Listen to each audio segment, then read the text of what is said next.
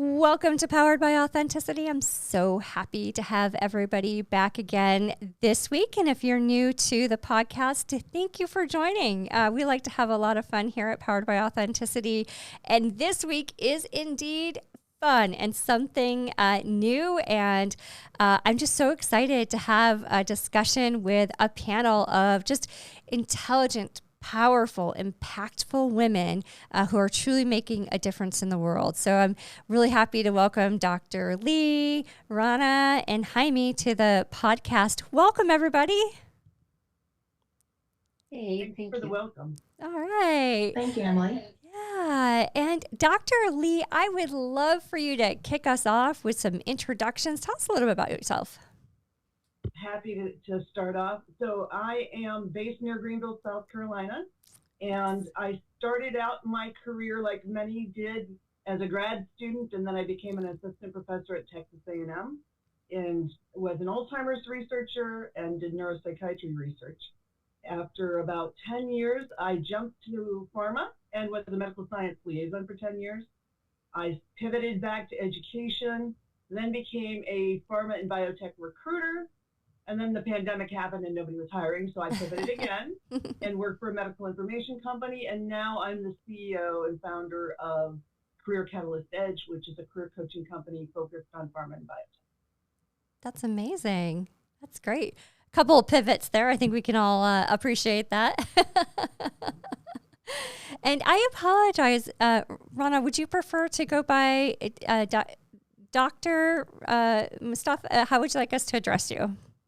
Okay, Dr. Rana Mustafa, because, yeah. Awesome. Well, welcome to the podcast. Thank you. Would you like to share a little bit about yourself? Sure. So I am originally a food scientist. So I spent more than 10 years as a university professor teaching food science courses and doing research in food science and innovation. And unfortunately, the Civil War stopped my career, so I pivoted. I moved to a new country, and I started a new career path as a researcher. And then I pivoted again. I moved to research management. And so currently, I am a research facilitator at the College of Engineering. I help researchers doing their research and increase their research impact. At the same time, I am a leadership coach. I am the founder of Grow Strong Coaching, where in that side hustle business, I also help sales professionals in general to build their personal brand and find their dream career path. Oh, important work. That's amazing. That's amazing. Thank you. And where are you located? I am in Saskatchewan, Canada. Oh, I'm jealous. Don't be jealous, because if I invite you to come visit me in winter, you will not be that happy with minus 30 or more. Oh, I love it. Well, welcome. We're so happy to have you here. Heimy, welcome back. So, Heimy, you've been here before, but remind everybody a little bit about yourself. Thank you, Emily. And I just want to say I am in awe of all three of you and what you have done, because I am still at my early career stages. So, hi, everyone. If you don't recognize me, my name is Heimy. I am a current graduate of Civil Engineering Honours at Sydney, Australia. And now I'm currently working as an engineer in a tunneling project in Sydney. Outside of work, I'm a committee member of Young Engineers Australia. I am a co-author of a book called Secrets of the Construction Industry. I am a speaker. I just recently won the 7 News Young Achiever Awards here in Australia. I get invited to several schools and universities to talk about female empowerment in male-dominated fields. And that is one of my greatest passions. And out of that thought leadership, I guess, sprung up my business, which is a career coaching called Build Your Brand. And yeah, and in 24 years old, I think I'm very happy with what I have achieved, but I'm always in awe of seeing empowered women excel in their fields because they inspire me a lot. So I'm great to be in all of your presence, all three of you.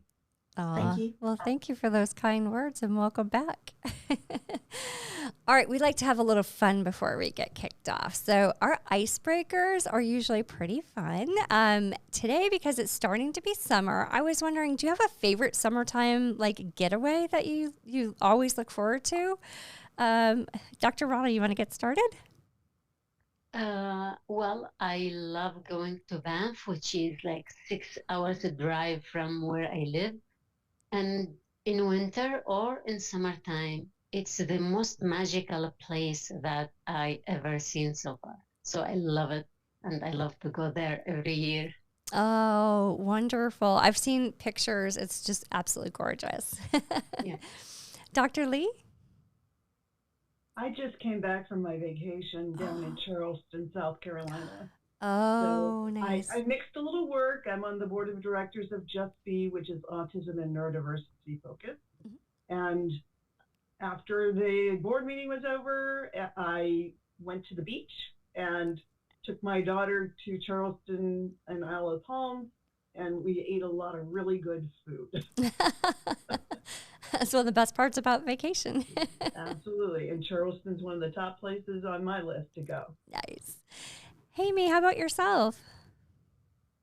I might be a bit biased, but because I grew up in Philippines, so the islands in Philippines are always my favorite. And aside from just the place, it's just the people are so friendly and hospitable that I don't know, it's just so laid back. But if I was looking into something a bit more local, as in an Australian local, I like going to the dog beaches because I have a dog and I like taking him everywhere with me. So it's nice seeing both humans and fur babies have fun. Oh, that's amazing. All right, producer Ken, how's it going tonight? Good. How are you? Well, I think we're all doing pretty good. All right, let's see where you say. What's your favorite summer getaway?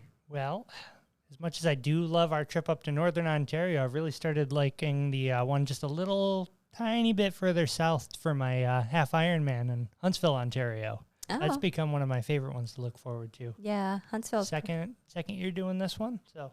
Yep. And I'm going to say North Bay. So Calendar Bay, North Bay, Ontario. About a 6-hour drive. So it's our favorite place. So we'll give a shout out to Sunbeam Bungalows where we stay all the time. Well, thanks. It's always fun to hear where everybody enjoys traveling to, whether it's a beach or something, a cooler temperature. So it's always fun. All right. So I'd like to first get started, in the tech sector right now, a lot of layoffs have been occurring. And I think a lot of women are starting to face career changes. Some of that due to the layoffs, and some of it, I think, just inherently you see what's happening in the world, and you have to take a step back and say, am I in the right spot? And really look at whether or not you should change careers. I would love to hear what advice you may have for women who are in this position. I think we're going to see it a lot more through 2024. Just some words of advice. Dr. Leigh, would you like to get started? Sure. I'm going to say be prepared, because if anything that happens in pharma and biotech especially is it's going to be changed. Yep. Biospace is a wonderful website that has a layoff tracker, so you can actually see which companies have been, downsizing people. So being aware of the market there. July is really slow for hiring. It's a great time for you to start doing your career maintenance, get your resume updated, work on your LinkedIn, and start really networking like crazy. Yeah, I think that's great advice, because the one thing that happens is you get caught off guard and you're not quite sure where to pivot to. Dr. Rana, any thoughts on the topic? Yes. So I can repeat what Dr. Leigh said. Be prepared. When you are working, even though you are still working now, or you lost your job, don't be surprised, be prepared. But how to do so? So whenever I am working, I always collect evidence of what I'm doing. The achievement stories, I write those achievement stories. Try to get as many as LinkedIn recommendations. Collect all these documents, leave them whenever it's possible, like every 6 months or so, update the CV. Secondly, network. Don't wait until you lose your job to network with people. Try always to plant the seeds. So this is what in fact, when I teach my clients about personal branding and what part of it is networking, so there are two major parts of it: planting the seed and nurturing the blooms. So you do that. So once you lose your job, you know that in your network there are at least 5 people who will support you, write to you reference letter, recommend you to places, etc. So these kind of things is very important. And maybe Heimy will continue, but I will emphasize on personal branding. We don't need to wait until we lose the job. We need to always know what our values are, what are our strengths, transferable skills, so we can move and pivot. Yeah. I think you're spot on. And, I love that, the planting of the seed. I love that. Heimy, how about from your perspective? You're a little bit, I think, younger than I am. And I'm curious to hear your perspective on this. Yeah, so I definitely agree with Dr. Leigh and Dr. Rana. They make very good points because I think that these career changes and like sudden career pivots, they make you have this resilience that you can use as an opportunity for personal branding, just like what Dr. Rana said as well. Your network can be your source of strength in these times. And as mentioned, these networks can be built not when you lost your job, but this can be built gradually while you're in your job. And you'll never know what comes up next. So having a good network is kind of like having a strong foundation in a building. So if you don't have a good network, there's a high likeliness for your career to, I guess, either crumble or would take a while for it to get back up. So I think investing in your network is a very important thing, as well as your personal branding, because now we're in a social media age and everyone looks at how your presence is in the social media industry, not just in person. So I think that is why people should be investing more in LinkedIn, in how they present themselves, in I guess in networking events, you need to document that you were there. In your achievements, like what was mentioned earlier, you need to document that as well. As long as you have the documentation, the proof, and you're showing the people that, hey, this is what I've done and this is what I'm capable of doing, I think everyone would be in the right direction, whether or not they're looking into pivoting into a different role. And I tell this to my clients that LinkedIn should be like a trailer of your career path. When they see your LinkedIn, they must see like an overview, a bigger picture of what you've done. And I think that's what people should think about when building up their personal brand, starting from one thing at a time. So that's LinkedIn, network, and having a great presence in whatever industry you're in. Yeah, I think all wise words. And one thing that I'm also I actually have personally invested this year in a coach. So instead of going to a conference, what I did is I repurposed those dollars when I was doing my strategic budgeting for my company and said, this is where I think I want to pivot, which would make me happy. And I invested that in a coach. I'm curious to hear, my focus has always been the STEM career fields because I've been a techie since I found a little computer store to put computers together in. But what is the value? How do you think working with a career coach, looking at STEM or, Heimy in the engineering space, what do you think about how that adds value and how that helps to advance you, whether you're looking for a promotion, whether you're looking for a new job? What are the things that you feel can bring the most value in that? And, Dr. Rana, I'll start with you this time. What are some thoughts? Yeah, I love this question because I am a coach, but I also have a coach. And because in coaching, we explain that for people that when you drive, you cannot see around you, there are blind spots.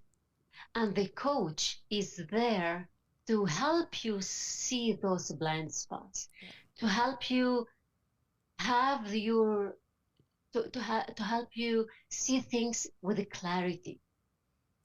So this is how I see things. I think that it's very important, especially when people lose their jobs. And I personally, I went through that as well.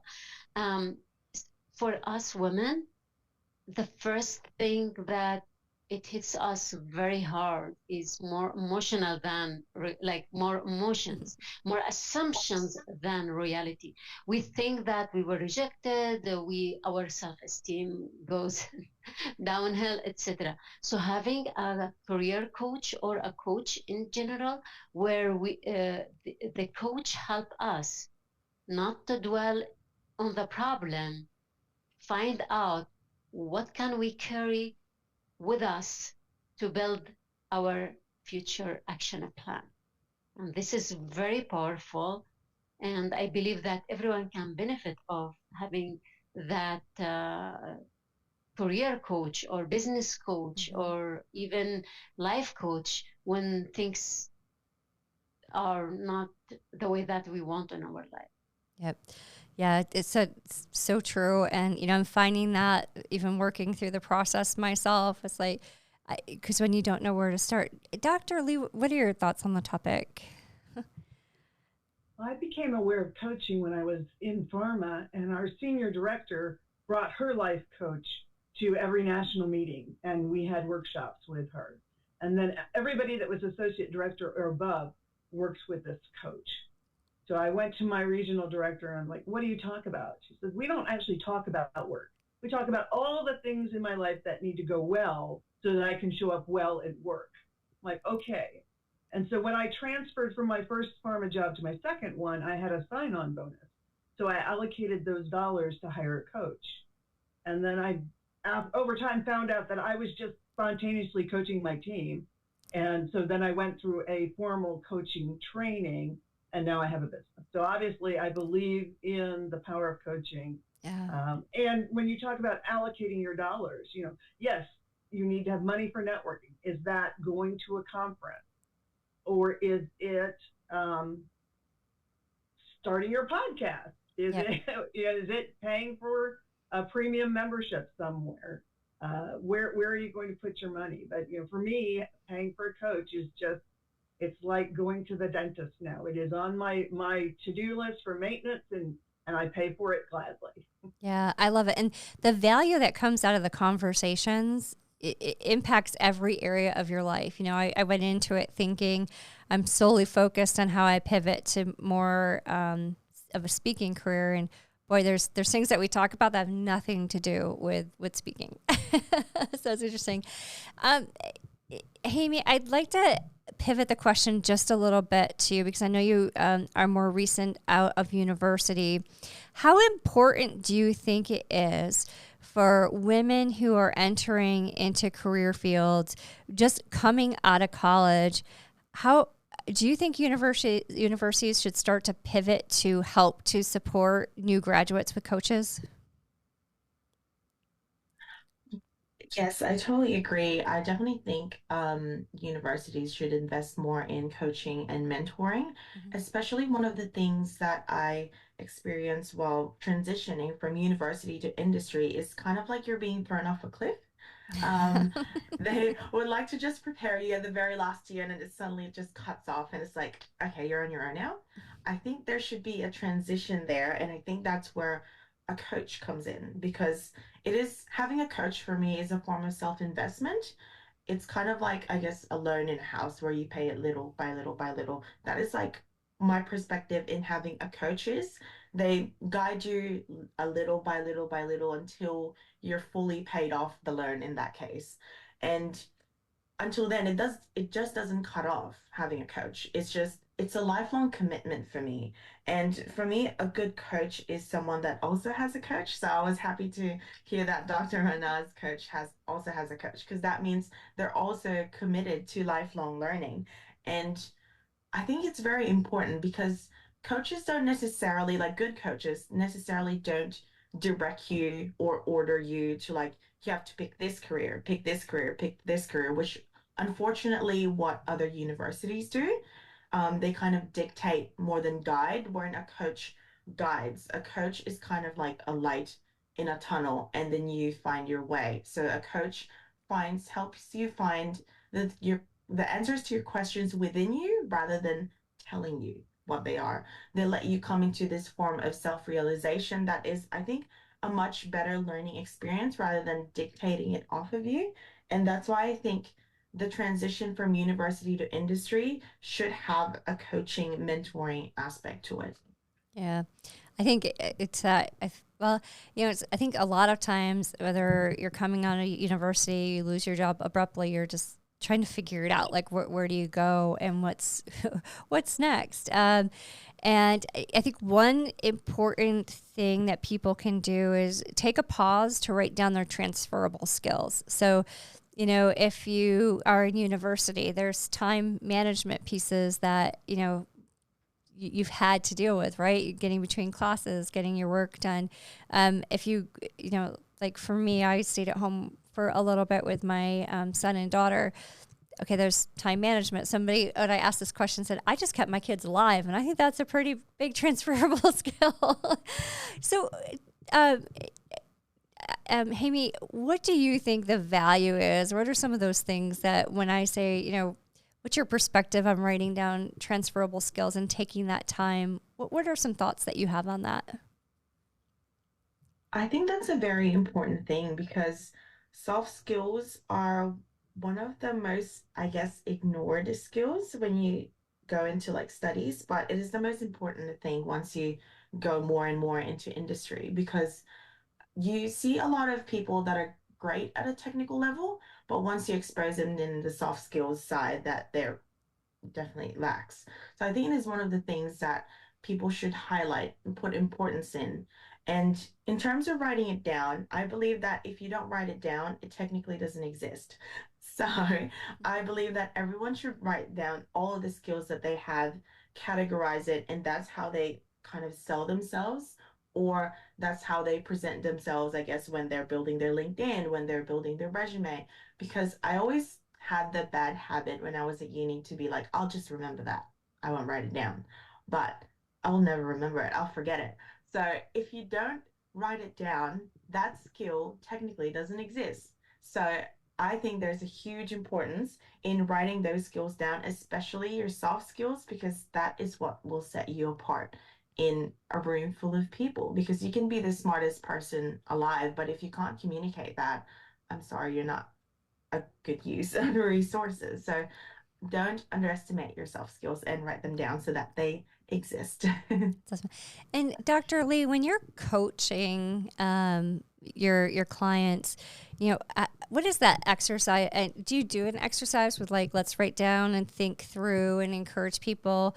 What does that look like when you're working with a client? Like, what's the timing that you have or you would like to see people invest in writing down their transferable skills?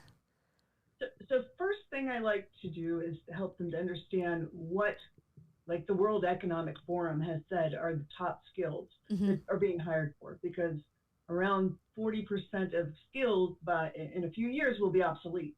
So why study those? Why get certified in those? So understanding that technical skills is like number 6 on the list, and we always lead with that. So the soft skills. I love Gallup's Clifton Strengths Assessment to get your top 5 talents and strengths. And I actually use that in my job interview because they always ask you, what are you good at and where are your weaknesses?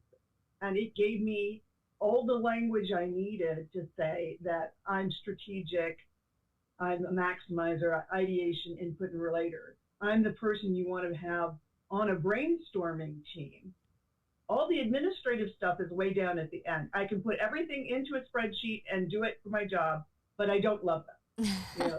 So to be able to explain, who I am pretty quickly and have insight into where those skills might fit in the role that I'm applying for. We spend a lot of time on that because that's something that we often are unconsciously competent about things, and we underplay the things that will be the aha moment to a hiring manager. Yeah, that's so interesting. Dr. Rana, how about you when you're working with your clients or even for yourself? Do you mentioned updating your CV, do you take the time to like reevaluate your transferable skills when you're kind of going through that exercise and kind of coaching the coach type of moment there? Absolutely. In fact, I think it all starts by self-awareness. So I designed like an exercise to help my clients and myself. In fact, I do that also regularly or whenever I need it. There will, like, I have set of questions where the clients just reflect and answer. So that raises that raises their self-awareness about their own skills and values, because in fact the transferable skills, maybe you have, for example, that skill that is great, but when you want to go and work for somebody, maybe that is not aligned with your value. So I try to connect all together. The second exercise that I love is I ask people, list your job history. Okay, let's say that you did research facilitator. I want you to write at least 3 stories within this job while you were working. Tell me 3 stories you remember, you are proud of, and you are happy with what you achieved. So when they write the story, I say, okay, what did you use in order to achieve what you achieved? What was helpful for you? Where do you want to go? Because when we identify all these stories, we identify the skills, the strengths, and the area for improvement. So if someone wants to pivot, we know where to go, what to take with us, or what we want to work on. So those 2 exercises, one of the exercises that I try to work on with my clients, and I found them very, very helpful. No, like generally people think, like the feedback that I receive, I'm very impressed and surprised. I have never thought of them this way, that when I was working here, I used these skills. So we work sometimes, and especially when we work, we became very like spontaneous about things. And we don't think that we are using strategic or let's say analytical thinking or strategic planning or whatever. Yeah. I love that, because what I just thought about when you guys were talking about what you do with your clients, and then Heimy, kind of the thoughts with from the university perspective, is when you're thinking about it, those stories that make you excited about it, because after a while, when you're starting to think about that change in career, what do you get excited about? That should probably be where you start to look. And I bet documenting the stories would help you spark what it was that you get excited about and where you may want to transition to. So I want to pivot us to networking, because if I'm thinking about a career change and I use that time to document, talk about my story, or think about the stories that make me happy, I'm probably looking at maybe something completely different than what I'm doing. And what I like to say is, at that time, maybe go find some people on LinkedIn or Google somebody who's doing what's lighting the fire inside of you from that story, and go talk to them. That's a piece of networking. So I'd love to hear, kind of your thoughts, and we can do this, round table, however you would like. But, what are some thoughts about just getting started? Where do you start when you say networking? and reaching out to people, how do you start? Dr. Leigh, any ideas on how you even start with this task? So I'm going to recommend starting with professional organizations. Oh, good one. Yep. So I went to a conference recently in the Greenville, South Carolina area for a new organization called Women, Life, and Science. Like the title says it all, but it was a great way to be in person with people that were at different levels of career and have those conversations, hear their stories, their challenges, the things they wish they had had, the importance of having sponsors and mentors as well as coaches. And then, so that's one organization that's new, and you can find them on LinkedIn.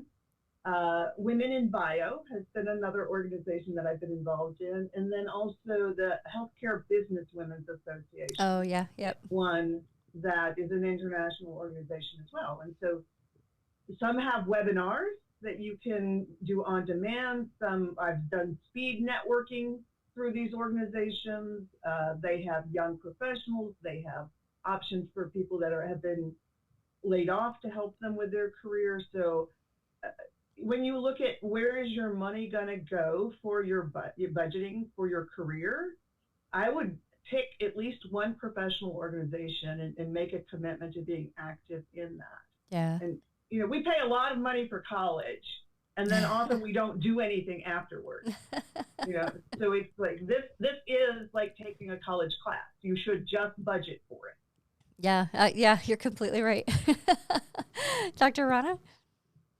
Well, of course, I confirm that those are great advices.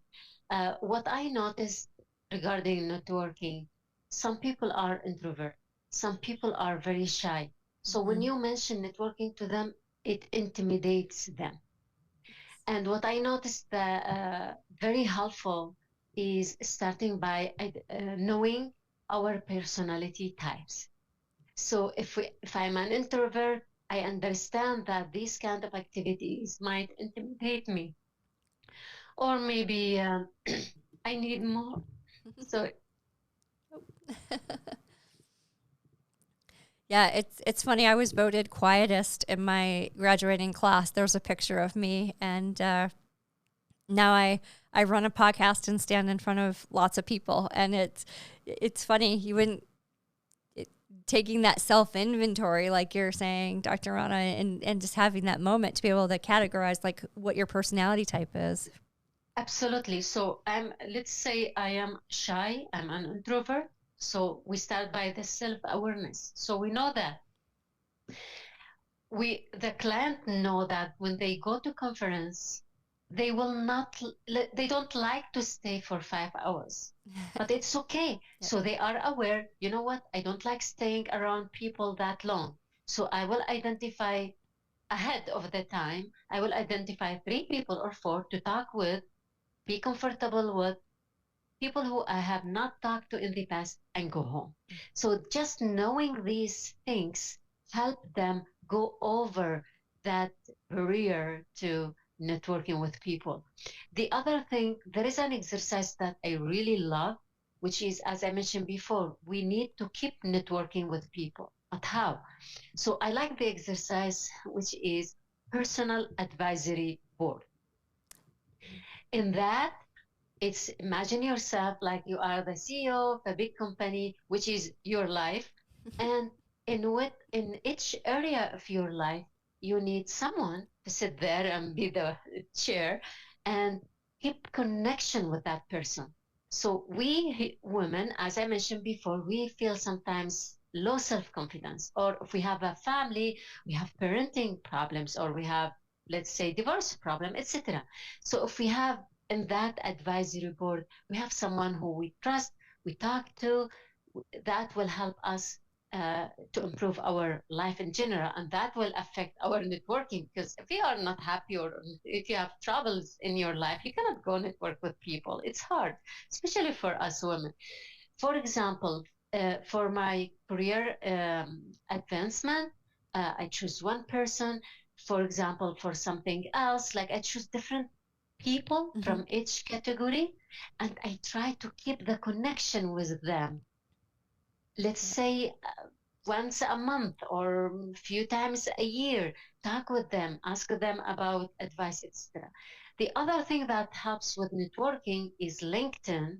Look at people who you aspire to be like, right? And look at their LinkedIn profile, their association groups, LinkedIn groups, or professional organizations, and try to talk with them and ask questions. So it helps you to gain more knowledge, or maybe you can ask them, you know, I want to work on this area, so who do you think I can connect to ask more questions in that area? So those are some of the tips that I can share for Yeah. now. Oh, I love all of those. And for the personal advisory board, I always like to say have one person who will always challenge you. Do not get everybody who will just take what you're saying and go, oh, yes, yes, yes. But make sure someone will be there to truly challenge your perspective. Heimy, I know you have made such an impact in just your starting out in your career. Do you have a story to share about maybe how networking has made an impact to either yourself or somebody within your network? Definitely. I think I'm an avid fan of networking. Yes. Because I get to meet people like you guys that are so amazing, and no one can top that. So I think it's just the advice is, I know the hardest thing to do about networking is the idea of it, like what Dr. Rana said, especially with like newly graduated students, because when you say networking, they think of it as this big brick wall that is so big and so high and they don't know how to attain it. But if you look at it in a microscopic level, like, or closely, it's just made up of several little bricks. So I think one of my biggest advice is for people to take it one brick at a time, especially those that are just starting out. So that one brick can either be just having a cup of coffee with one person, asking them on LinkedIn, and then seeing if they can do like a Teams catch up to start with. I think that is a great start for it. And one of the biggest advice that also changed my experience is that if you see someone and you see yourself being in their position in 5 years' time, then talk to them Mm-hmm. because they are basically kind of like your future perspective. And that is one of the things that helped me realizing as to what career path I was going to take because I was, I mean, I'm in construction right now, construction and engineering, and it is one of the most male dominated fields out there. And when I started my internship, I was kind of, I guess I was running out of inspiration because everyone is like just very old school and they're all males, like no offense, but I just wanted to like find a female figure so I can get from their experiences. So I think that's when networking and finding that person that feels like they're 5 years from now you helps a lot. Yep. And after starting, one of the most challenging things is that people tend to fall off after that first coffee or after that first person. So I think you need to keep yourself challenged. In my case, I have this challenge this year wherein I meet one stranger a month, whether it's Teams or having a cup of coffee, having lunch with them, all that stuff. As long as I get to meet and connect after with one stranger a month, then I'm happy. And I think someone, I mean, different people should have different, um, I guess, standards of the challenge, but they should have something like that because once you start, you have to follow through. But most people forget the follow through bit. But yes, I think that is my main advice, and that has definitely changed my life because now I don't have this tunnel vision of what career or life is. Now I have these different perspectives that are given to me by these different amazing people. Yeah. Yeah. I love that. One stranger a month. Do we count? I mean, not me because I've met you before, but does this count? I was just gonna say Dr. Leigh and Dr. Rana has already like picked two out of this month, so I'm well ahead. I love that. And it's so funny because my husband listens to the podcast. He's like, I always hear you talking about networking. So we were at a restaurant recently, and I have an 18-year-old daughter who's home for the summer at college, and we're like, you have to go get a job. And she's applying, nothing comes. So we go to a restaurant and we mention to the server that, hey, she needs a job. And I happen to know this girl. And lo and behold, my daughter now has a job. So it's truly like, even for things like that, especially now, all these applicant tracking systems, you can't get past them if you're looking for a new job. You've got to go talk to people who can help. So I think that's just an important lesson there. Well, I'd love to do just a quick little round table. Would love to know, anything fun on the horizon. We all got to know each other through writing a collaboration and a book together. So I'm excited. I know we've all got that in common. But what's some fun things for you personally, professionally, that you're currently working towards for the rest of 2024? Dr. Leigh, would you like to start us?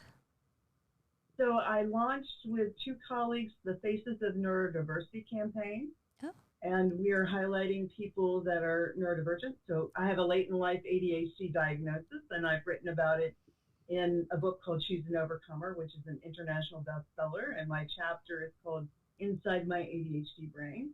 So I'm a neurodivergent neuroscientist, and my daughter is neurodivergent as well, so she's given me permission to talk about this. So ADHD, dyslexia, and dyscalculia, which is a math learning disability that most people don't know anything about. Yeah. So because she has dyslexia, I've started looking at what are the resources that we can use. And there's a nonprofit called Made by Dyslexia, and they, in partnership with Microsoft, have done a teacher's training, which is just 3 hours. It's free. It's online.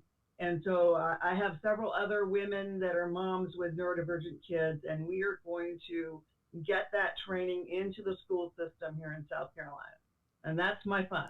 But what a mission. That's impactful to so many. So congratulations, and let us know how we can support you, because that's just an important, it's meaningful, and it will make a positive impact on many people. So thank you for like and share my LinkedIn post, and I'm on Instagram as well. You got it. We'll place those in the show notes so we can get those out there too. Dr. Rana? Yeah, so in fact, on May the 16th, I was in New York, invited by the huge organization. It's called the Institute of International Education. I announced about my first collaboration with them to support displaced scientists. So through my personal branding coaching program, I will be supporting a few female scientists who were displaced because of major issues such as the war or other threats.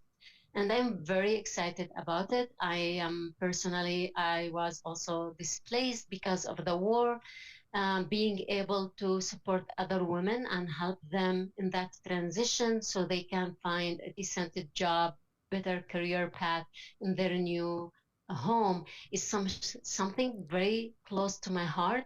So we started the program, and I'm very, very excited about it. I am hoping that in the future I will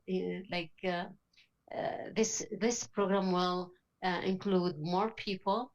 I'm also supporting students, displaced students, but this is just my volunteering work. And I'm very excited about it because those talents, those people did not leave their home country voluntarily. They were forced to leave. And yeah, it warms my heart to know that I'm able to support them. Oh, I love that. And make sure if there's any information that we can share out. That's just amazing. Again, you guys are doing such amazing, powerful, impactful things, and it's so sweet and so nice to see. Heimy, how about yourself? First of all, I just want to say you guys are all inspiring, the work that you do.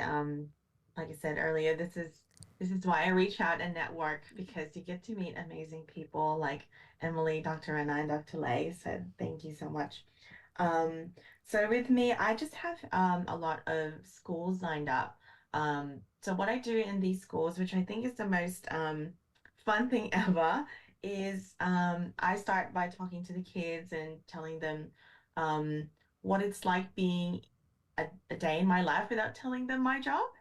And I usually dress differently as to what I do in my job. And then I have to, along with other people, I have to leave the room, and then they try to guess what I do for a job and what other people do for a job as well.